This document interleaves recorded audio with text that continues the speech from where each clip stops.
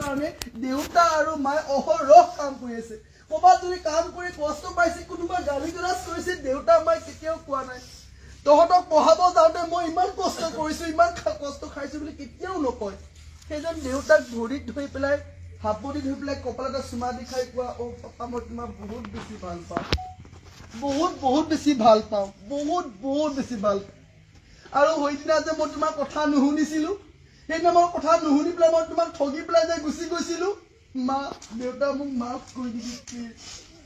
মই আজিৰ পৰা এনেকুৱা ভুল কেতিয়াও নকৰো মই ভাল ল'ৰা হ'ম আজিৰ পৰা মই ভাল ছোৱালী হ'ম মই ভাল মানুহ হ'ম তোমাক মই সুখত ৰাখিম অ মা তোমাক মই সুখত ৰাখিম তোমালোকে সদায় কাম কৰিব যাব নালাগে আৰু বেছি দিন মই ভালকৈ পঢ়ি চাকৰি কৰিম মই তোমাক ফ্লাইটত মই তোমাক ফুৰাবলৈ নিম মই তোমাক গোটেই অসম ভাৰতবৰ্ষ ফুৰাব পাৰিম মই ভালকৈ পঢ়িম মা মোক কেৱল আপোনালোকে আশীৰ্বাদ কৰক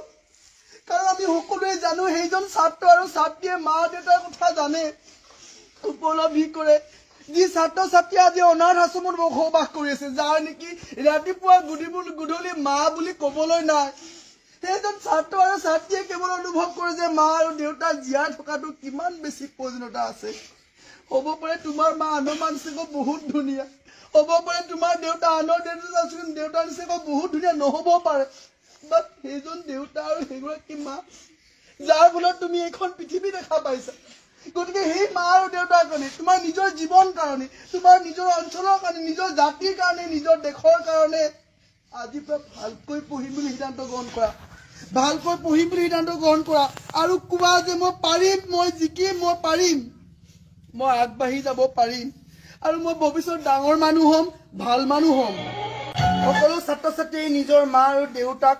অন্তৰৰ নিবিড় পুনৰ পৰা কৈ দিয়া যে আজিৰ পৰা মই সেই কাম কৰিম যি কাম কৰিলে মোৰ ভাল হয় আপোনালোকৰ ভাল হয় মই প্ৰতি 10 মিনিটৰ মূৰে মই কি কাম কৰিছো মই সৰ্বোচ্চ নম্বৰ পাবলৈ সেয়া মই পৰ্যবেক্ষণ কৰিম মই একশ্যন প্লে কৰিম ৰাতি দিন একাকাৰ কৰি পেলাই মই ভালকৈ পঢ়িম আৰু যিদিনা মেট্ৰিকৰ ৰিজাল্ট দিব সেইদিনা আমাৰ ঘৰখনত মানুহে ভৰি দিব নোৱাৰ অৱস্থা হ'ব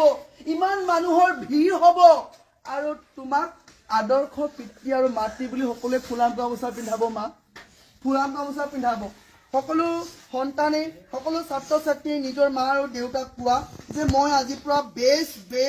ৰিজাল্ট দিম আৰু ভালকৈ পঢ়িম মই বহুত ভালকৈ পঢ়িম বহুত বেছি ভালকৈ পঢ়িম সকলো ছাত্ৰ ছাত্ৰীয়ে অনুভৱ কৰক এই মুহূৰ্তত মই জিকিলো আৰু মই জিকিলো সকলো ছাত্ৰ ছাত্ৰীয়ে মেট্ৰিকৰ পৰীক্ষাৰ ৰিজাল্ট দিয়া দিনটোলৈ মনত পেলাওক